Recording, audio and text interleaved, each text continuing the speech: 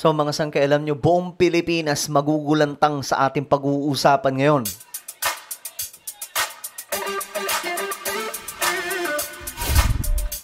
Ito yung mga guys, ito yung mga gusto talaga natin na i-topic, mga sangkay, ito mga nakaganapan po ngayon sa ating bansa. At sa ating pag-uusapan, ipapakita po natin ngayon, mga sangkay, ang isa sa nakakabaliw na programa ni BBM ngayon. Pambira, akala nyo 20 pesos na bigas lang. Well, ngayon malalaman nyo, mga sangkay. Anyway, bago tayo mag-umpisa, magtuloy-tuloy, tayo po ay nakarating na sa 1.51 million subscribers. So sa mga hindi pa po dyan nakakapag-subscribe at gustong mapabilang sa dumaraming mga solid sangkay, ang gawin nyo lamang po ngayon, i-click nyo po yung subscribe button na makikita po sa baba ng video na to. I-click nyo po yung bell at i-click nyo po yung all para malaman nyo, mga sangkay, yung mga totoong nangyayari sa Pilipinas. Hindi po yung mga fake news, yung mga napapanood. Okay? Sa mga nanonood po sa Facebook, i-follow nyo po yung ating Facebook page. Shoutout nga pala sa lahat ng mga solid sangkay dyan. Just comment down below, #solid sangkay, kasama po ang inyong mga lugar. Ngayon, eto na. Pag-usapan po natin ito. Ito po guys, nagulat talaga ako. Ito, 20 pesos bigas, 5 pesos noodles, 10 pesos sardinas. Thank you, PBBM. So saan to, mga sangkay? Ito po yung programa ngayon ni PBBM na nagkalat. Yung kadiwa, mga sangkay. O, panoorin po natin. Hi po! Tuwang-tuwa yung mga kababayan natin, oh. So, tingnan nyo, mga sangkay. Bigas, 20 pesos. Noodles, tig 5 pesos. Hira talaga eh. Sardinas, 10 pesos. Mag-comment nga kayo, guys. Tig magkano ngayon yung noodles? Magkano na? Ito 5 piso lang, oh. Sardinas, malayong-malayo na po ito. Hindi na po ito 10 pesos. Ang layo na po. 2025 na. Malayo po na po ang inilakbay. Ngayon, guys, nakikipagkompetensya po talaga yung gobyerno natin. Nakikipagkompetensya siya na ngayon, mga sangkay, no choice yung mga negosyante kundi palagan ang programa ng government. Halimbawa na lamang po yung mababang presyo ngayon ng bigas. Di ba 20 pesos? Ngayon, kailangan nilang makisabay. Kailangan nilang anuhan to, mga sangkay. Mura na rin po talaga yung bigas ngayon. Kasi, dati tig 60 pesos, 70 pesos mahigit, di ba? Pero ngayon, tingnan nyo yung mga palengke po ninyo. Magkano na lang? 30 pesos mahigit per kilo or 40 pesos mahigit per kilo. Yan po yung nangyayari ngayon sa ating bansa. Never po yan nangyari, di ba? Aminin po nating lahat. Wala pong ganitong program, mga sangkay. Tanging sa administrasyon lamang ni BBM yan. Alam nyo, after Bongbong Marcos, anti-Marcos ka man o hindi, mamimiss mo si BBM. Bakit? Mawawala na po yung mga ganitong klaseng program. Kasi dati sinubukan naman po ito ng ibang mga naging pangulo. Pero dahil hindi po talaga kaya ng sistema, ng utak nila. Kasi iba yung Marcos eh. Sabi ko nga sa inyo, ang Marcos magaling po yan sa agriculture, sa ekonomiya. Ganyan po sila kalulupit. Ngayon, mga sangkay, eto na oh. 10 pesos sardinas, 5 pesos noodles. Ano ginawa ni BBM? Ay, niyaw. You know, my goodness. My noodles, 5 pesos. Sardinas, 10 pesos. Bigas, 20 pesos. Ayan o.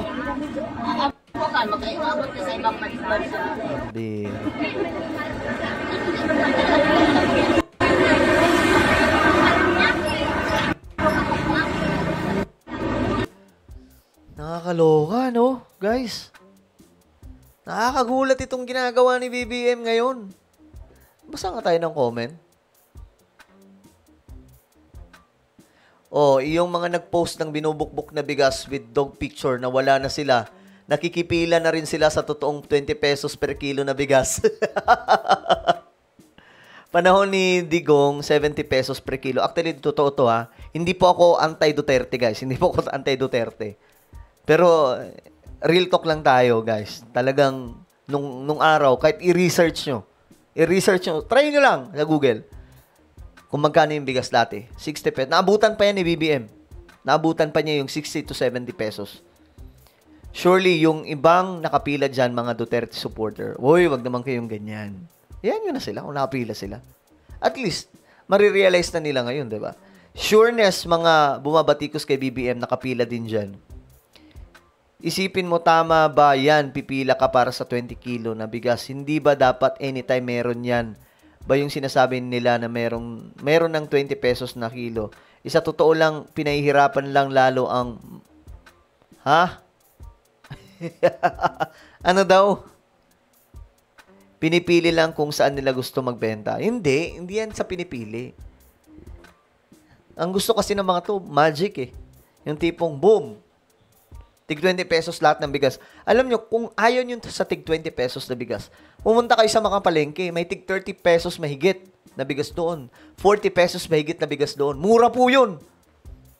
Murang-mura yun, guys. Isipin nyo, dati tig 60 pesos yan. Tig 70 pesos. Dati ngayon, binibili namin mga 60 plus, di ba?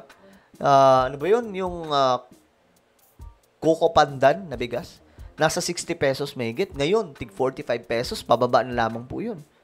Ang ganda-ganda ng bigas na yun. O, ito. Ito yung mga tig 20 pesos na bigas, ha?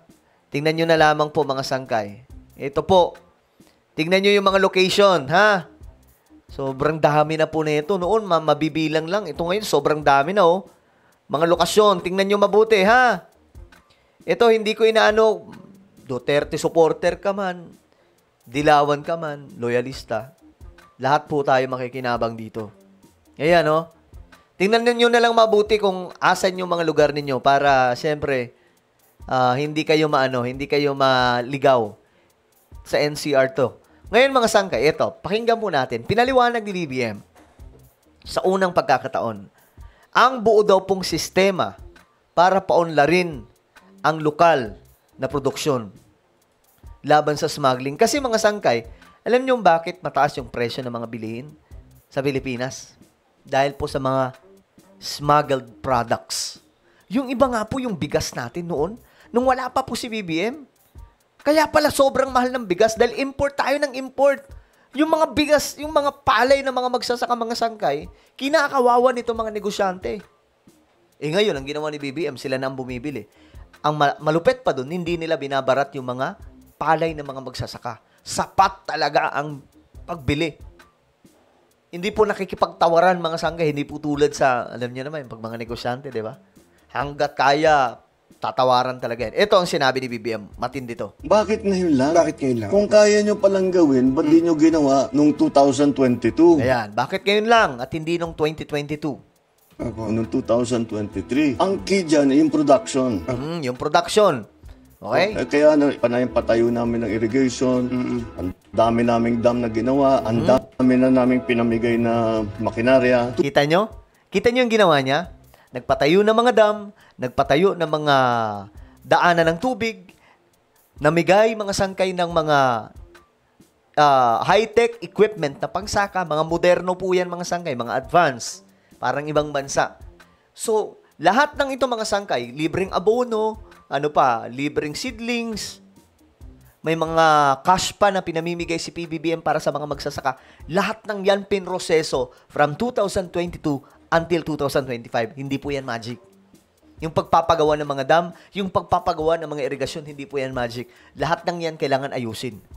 Sistema. Ito pang malupit. 2023, ang ani ng palay sa Pilipinas, pinakamataas sa kasaysayan ng Pilipinas. You see? Pinakamataas. Bakit?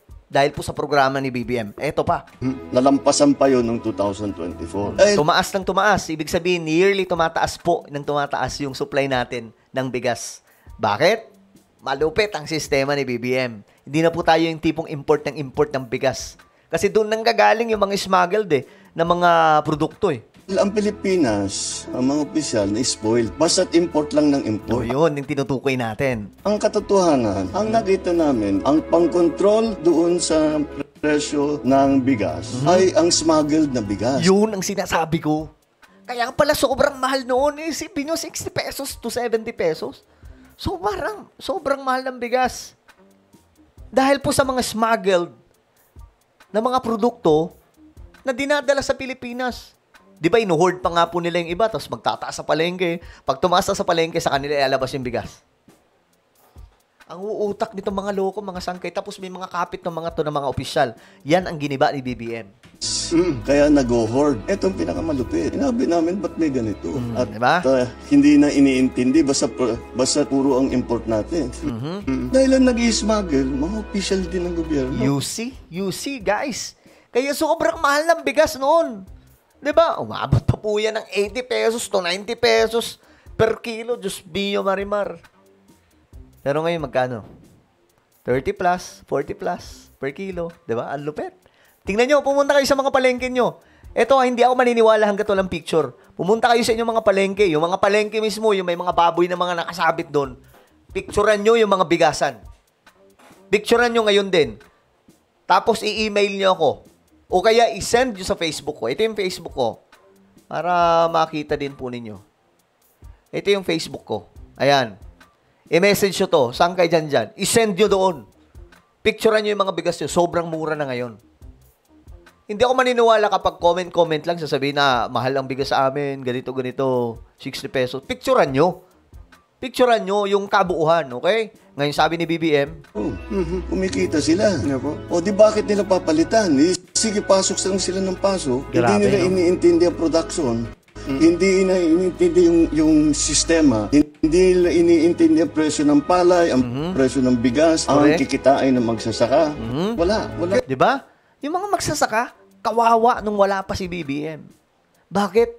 Yung mga palay nila binabarat po ng mga loko-lokong negosyante. Pambihira.